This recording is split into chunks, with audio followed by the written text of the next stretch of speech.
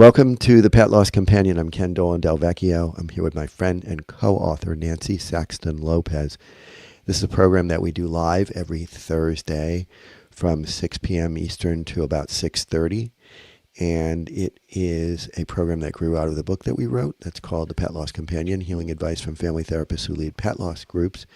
And this program allows us to communicate with you, members of our listening audience or viewing audience. And so a lot of what we do is read letters from audience members who tell us about the experience they've had with the loss of their beloved animal companion and their experience of grieving and healing. And so that's something that we're going to do a bit of today, but we're also going to we're going to extrapolate a bit from a comment that we got or a response or a letter that we got. You can reach me at kenddv@gmail.com. You can reach Nancy at nsaxtonlopez at csmpc.com. All of this information is in the description of the program that is accompanying it, whether you're watching it live, and if you are, thank you for joining us, or whether you're joining us through one of the replay options. And thank you as well. So I'm going to run through this quickly. One of the ways that you can support us is to subscribe to our Substack, and that is where we post the letters and the photos that we get from people and our correspondence with them. And I'm a little remiss in getting more of them up. I'll put some more up soon. It's been a busy time. And there's other ways you can support us. We'd like you to know also that this program is a friend of Dakin Humane Society in Springfield, Mass. And Dakin does all kinds of things to support the human-animal bond in addition to being a shelter and adoption center. One of the resources that they offer is a pet loss support group that is cost-free to participants. I facilitate it, and it is on the second Tuesday of the month from 6 p.m. Eastern to 7:30 p.m. Eastern. And the link to RSVP is in the description. And people join from all over the world. It's a very interesting meeting. And if you RSVP and then you decide that you can't make it, as sometimes happens, please send me a note because we'll reopen the registration.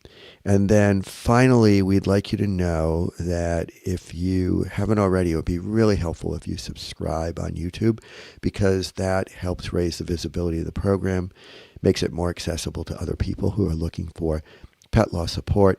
And if you have subscribed, or if you haven't and you're not sure you're going to, if you could give a thumbs up, give a like or leave a comment, that's also really, really helpful in terms of the algorithm for YouTube. And finally, I just want to go back and say, if you send us a letter, or an email, I should say, and you would like to allow us to read it on the program, please let us know that. And if you would prefer that we don't, that's okay too. One or both of us will respond to you. And so let's say one more thing. I want to let people know that we have an affiliation with a business called Bereave. Bereave makes these really well-crafted granite plaques. And if you purchase one through the link on our program description, then we get a little bit of support as part of the price of buying one of these plaques. And Nancy's going to show you one that we have as an example. Bailey. Yep. It's really beautiful, actually. It is. It's great. Very heavy. It's great. So I got to be careful when I put it down. One other point, and that is, last week we read a note from a viewer who mentioned that she is seeing Crystal Susie. She's getting support from Crystal. Crystal is a friend of the program who we're going to have on as a guest to talk about how she began to put together her practice in coaching people who have lost their animal companion, and also she offers group support as well. But if you want to learn more about her, go to getcrystalclear.com. That's GetCrystalClear.com. Nancy, you want to get us started? Yes. So we have, Ken and I were talking, we have an update from a couple that we actually had read their story some time ago, which led Ken and I to think about that after we talk about or share this update, that there's a lot of things that come up after the death of an animal, especially in the context of couple and family. And so we're going to talk a little bit about that. So this is from Leslie and Brian. They are a couple that were on the podcast, not on, personally their story was on the podcast, and they lost two babies, Logan and Shawnee. So in mid-January, Leslie got to us and said, "Hi, Ken and Nancy. Thank you again for all you do to help heal the grief of losing our beloved fur babies. I listen regularly to your podcasts and always feel like I get something from them. I wrote you back in September about the loss of Shawnee and Logan. I am doing better now, although I still think of them every day. Nancy worked with us on letting go of the guilt, and I'm in a better place now, feeling like I did do the best I could. We created a special shelf in our great room to remember them." And then she attached a picture.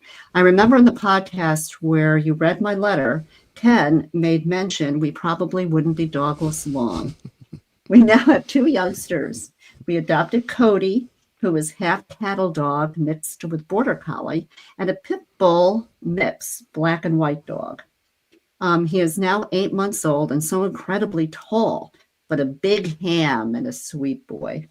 Then just recently, we took in a 6-month-old Australian Shepherd who we named Juno. She is very shy, and Cody is helping her come out of her shell. The two of them love to wrestle and tumble together and tire each other out. My question concerns some feelings that have come up because of the traumatic way we lost our Logan. At 6 years old, he was suddenly afflicted with some sort of encephalitis that we could not figure out the cause and took his life. I find myself feeling nervous and apprehensive about our two new ones and getting worried over any little thing. Cody recently went through a bout of diarrhea, and I didn't know whether it was warranted a trip to the emergency vet or I should just put him on a bland diet and hope he improves. I never worried about these things like I do now, but I'm afraid of something traumatic happening again on the heels of Logan's death. How do I find a way to feel less anxious and make good health decisions for my new babies? We did buy pet insurance for both of them right away so that the financial aspect wouldn't be as much of an obstacle in getting them care. Thank you again for all you do." And then she and I went back and forth a little bit. And during that period of time that we went back and forth, where I work at Crown Vets, veterinary specialists in Lebanon, New Jersey, we do have a group on the last Sunday of the month at 4:00, and the public is welcome to come for Eastern Pennsylvania or New Jersey. And we had a love tree. So I sent, there's the love tree. And we had it for all people who wanted to make a little ornament, a little card ornament from their to their animals, their pets, their companions that had died. And frankly, I think we probably got almost 100 cards, which was really, it was overwhelming. And a lot of people that worked there would come and cry, in front of the tree. But I thought it was really a wonderful memorial for all of the babies that we have lost. But I sent back the card for Logan and Shawnee back to Leslie and Brian. So she did say, "I ran into a woman at our local shelter yesterday whose cat died 2 days ago. I gave her a hug and told her about the podcast. Thank you for all you do." Well, that's so nice, and it's also great to hear from her that she has adopted 2 dogs. That's great, and I think that part of the answer to her question, and I know you've been dialoguing with her, is that when she got anxious, she remembered, she said, "I never worried about these things like I do now." Right. So she checked in with herself about, like, how have I managed this sort of thing in the past? And that makes a lot of sense to me, that she got that charge of anxiety, post-traumatic worry, and she responded to it by checking in with herself and saying, okay, in general, if the dog has diarrhea, it doesn't mean much of anything if it just happens Right. once. And so I'm not going to worry about it, and I'll just monitor it and I'll see. And of course, if it were to keep happening, That would then be she would different. take her to, then she'd take the dog to the To the vet. And vet. I don't even know if she'd need to take him to the emergency vet. I think she'd just take them to the vet, and maybe, that would be sufficient to begin to find out if there's something that Something needs to else be going on. done. Yeah, But I do think that there's a hypervigilance sure, after sure. losing and especially with Logan because they could never figure it out. So Yep, if it's tragic death or an illness that comes out very quickly and there's not an understanding of what happened and the companion dies or like Leslie, they could never will know necessarily what killed Logan, that there will be a hypervigilance for the ones that are there with yeah, them. yeah, And that's not an uncommon thing. yeah. And that will change over time. It's only been since September. Mm-hmm. So it's been, what, about 4 months or so? And that's very new, actually. That's not a long time. And so she's still going to be, I think, in her grief. Mm-hmm. And she's finding it to be really healing to have her new animal companions. That's very similar to the way that I tend to move forward. And this is what we're talking about, right? Yeah. I mean, even though Logan and Shawnee had died within a short-ish, I mean, depending, it doesn't matter. Some people never get another animal. Some people, wait years. But for them, it was really important to have new children, new fur babies in their life, and that's what they did. And yet they can still grieve, right? We've talked about that. You can still grieve the ones you've lost with loving others. Yeah. Yeah. So, and we navigate the question about when to get another animal, if we should get another animal, what kind of animal should we get? Should we get a dog if we had a dog, or should we get a cat if we had it? Maybe we want to get something different, or maybe we want we've always had a particular breed, and maybe we want to get a different breed, or we want to not go to a breeder, we want to go to a rescue. And so there might be some room for negotiation and compromise. The timing, of course, is always an issue as well. And I was going to quickly share a story of the progression of my animal family. So, well, we'd have to go way back now. We have to go back, yeah. But even before Tim. But anyway, that's fine. Yeah, that's true. But back to recent dogs. Yeah. Recent dogs.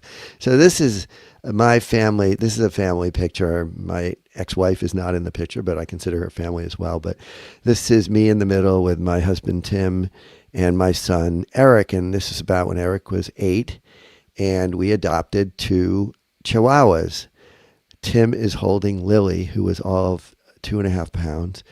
And Eric is holding Jack, who was about 13 pounds. So they were very different sizes. And we got them when Eric was 8, which is the same age when I got my own first dog. And so that felt right to us. And then after about 5 years, we went to get another dog because 2 was simply not enough.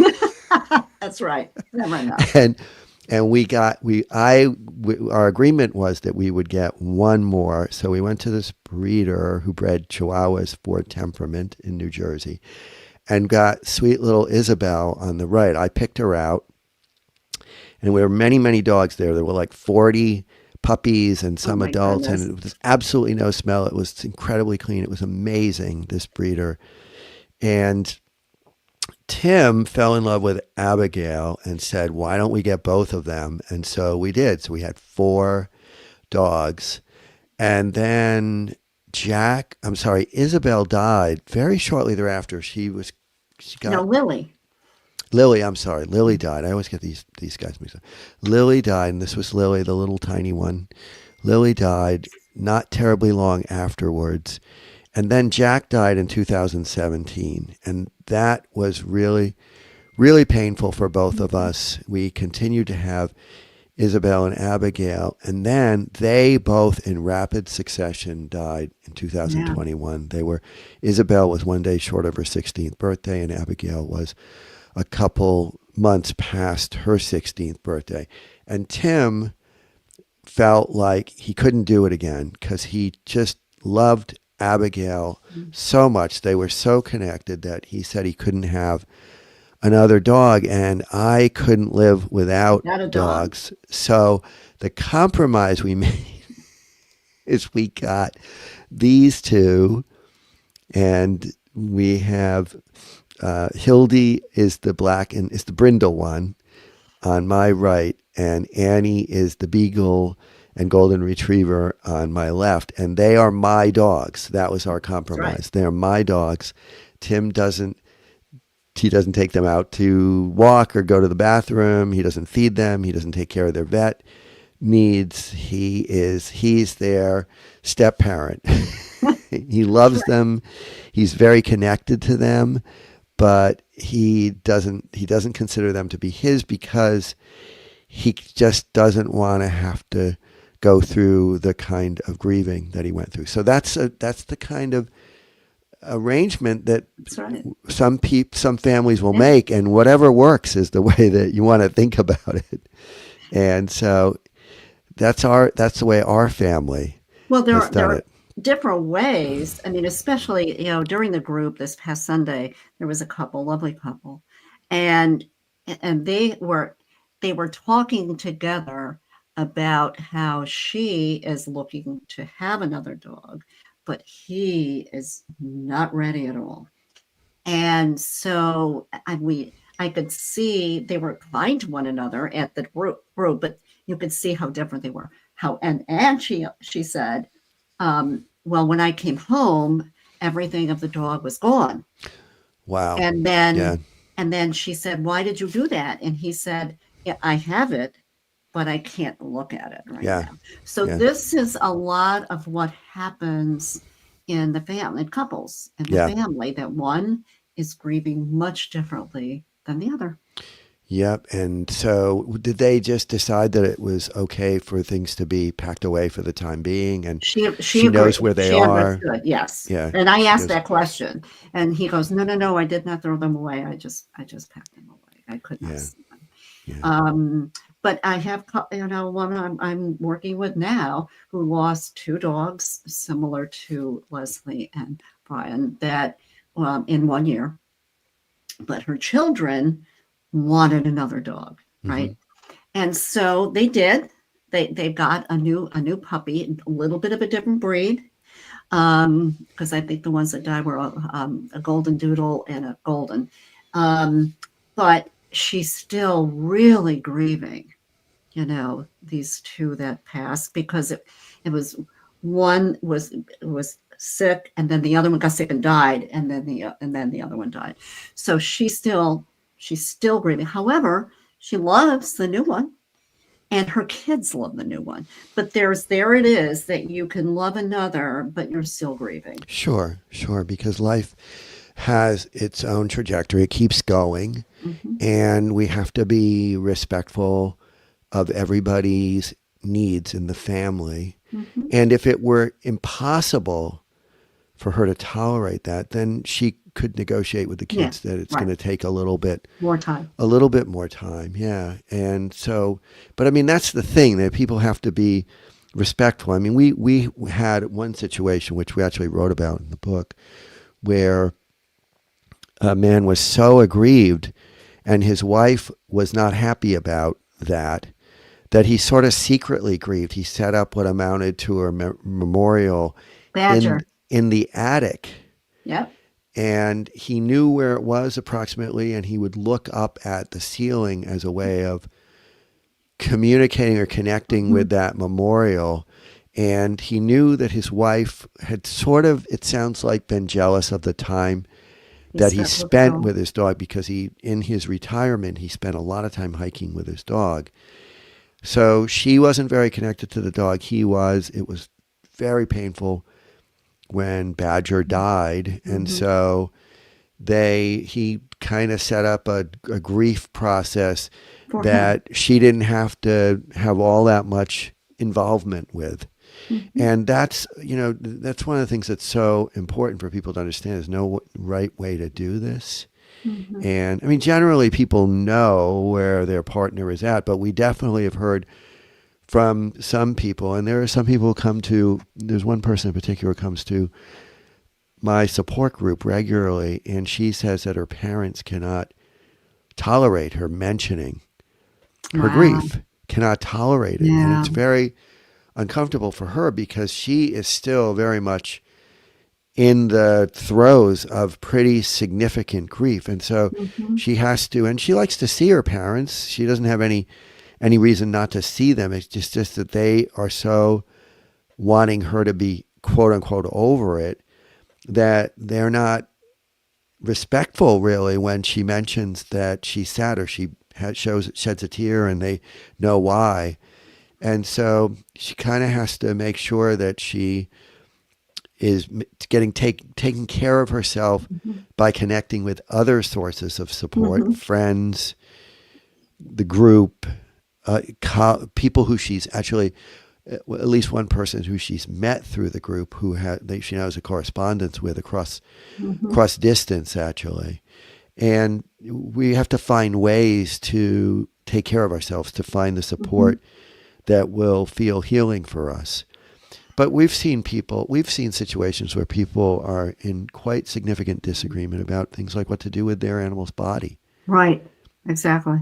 And again, they have to kind of work through it. And the way that it often gets resolved is that they come to an understanding of who feels more strongly about the options and which option they should choose. And we've seen that where one person cannot stomach the idea of euthanasia, so they opt for a burial. Mhm. And, there has to just be loving respect within the partnership about the depth of feelings and the extra, the needs that are there. Right. And can we live with a compromise? Well, you remember in the group a lot of times, after a period of time, because we had a pretty cohesive groups, throughout the years. And so sometimes the husbands would come and they would say, well, I'm here for her Yeah, to support her, yeah, right? yeah, But a lot of times what they would say, after coming in, and maybe they've been there a couple months, right? And they got something out of the group and they said, well, people are saying, you're still going to that group. yeah, Why do you need that? yeah, And so, but for those people, it was really helpful yeah, because they could connect to others that were going through the same thing. yeah. And Right? so that whole idea, it's like so important not to be judgmental. And then Mhm. there are people, and I know that you've mentioned this in preparation for this conversation. There are people who I can't go to that veterinary practice Yeah, anymore, right, even though they might have been really helpful. They were the veterinary practice that we saw for our animal's entire life. I can't go there, and so or I can't be with certain people right, because they are, or I can't bear telling people the news. right. And Which then happens a lot, right? Because if you're in a community and you're walking your dog and all of a sudden you don't have the dog, and then, okay, what am I going to say? I'm going to see these people, my neighbors at some point, and how am I going to share that yeah, information, which will make them upset, right? yeah, So, yeah, so sometimes people become isolated in their homes, because they just don't know how to talk about that with the people that are going to say, "Hey, where's Harvey?" yeah.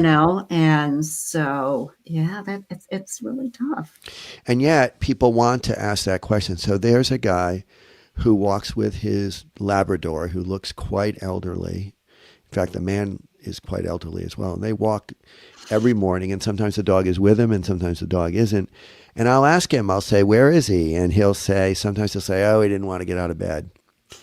But I know at some Some point point, he's going to say he's no he's no longer longer. here. And I think that what an animal companion guardian has to do is kind of find a way that they're going to say it, practice it, and get ready to say it, because people who care are going to ask, Yeah. and it's a way to maintain the acquaintanceship, Mm-hmm. because if we don't say or we avoid them, that's not a benefit to us. Right. So, and some people will take a walk in a different direction for a Yes. while. They won't do it. They Mhm. won't, they won't sort of, they'll try to not run into certain people, but Well, and to go back to the vet, I mean, at the group, there's been a woman who's been very involved in the group for a period of time. I mean, more recently, but she said this at Sunday. She said, "I can't come back here now." And so I tried my best to see if there was another dwelling on the property. And I tried to advocate for that place to be a group, but I could not because of insurance reasons, mm, unfortunately. So, I mean, she's not going to come back. And some of the others said, well, it's a little hard. This is where, our animal died. So I don't know what the answer is to that. yeah, I think in some cases the answer is time. That after a while, just like the memories of our departed animal companion, we're going to be able to recollect more of the positives than at first when we tend to remember that final scene, that final image when they died. That if over time, for some people, the intensity of despair that is associated with a veterinary practice will diminish too, because Right. it just tends to subside some, and we can look at things in a more balanced way. I worked with a therapist once who, or we had some reason to collaborate. We might have had a client in common, and she told me that she cannot go to Morristown Memorial Hospital, the hospital that Right. you and I both worked at, because one of her children died there. Mhm. She cannot go there. And all I could think of was, wow, that's really difficult, because if you live in the community, That would be the hospital you go that's to. the hospital you're going to be brought to if there's Mhm. an emergency. A family member is going to be brought there. And so one of the things that we talked briefly about is how to desensitize herself to that, Mhm. perhaps over time. Mhm. But there are issues that we have to just sort Yeah. of figure out. And the first thing you do is you have to acknowledge it. Like, you have to say Yes. it to yourself. Right. Like, I can't go there. I'm afraid to meet people who are going to ask what happened. Mhm. And then from there, begin to work on how you're going to approach that, if you in fact have to, or if it would benefit Mhm. you in the future to do so, and Mhm. figure that out, which can be Yeah, but challenging. this is all really tough things with grief, Yep. right? I Yep. mean, all and when we started you and I started to talk about it today, I was like, wow, there's a lot there. What to Yep. do with the things, what to do with the body, what to do with friends, what to do with a veterinarian. There's a lot of pieces to Yeah. this. Yeah. What to do when you feel like you're not being supported by your partner, when in Right, fact they're just grieving in their own way. right, exactly. I mean, all these things are very real, and can be quite challenging. And so Mhm. we need to be gentle with ourselves. We need Mhm. to be respectful of Of ourselves others. and others, Mhm. and problem solve. Just Yeah. problem solve and compromise. And it's always okay to reach out to a therapist too. Yeah. Kind of Yeah. sometimes grief to work through the grief and what's going on Yep. within the family or the couple. Yep.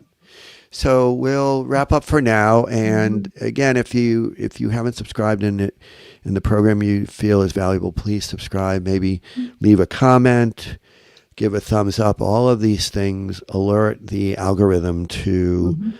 the value of the program for Mhm. others as well. And thank you for joining us, whether you're Yes, thank you here for at your the time listening. right now, or whether you will be listening to or viewing one of the replays. And Nancy, as always, great being with you. Always Okay. And talk to you soon next week for sure. Bye. Bye-bye.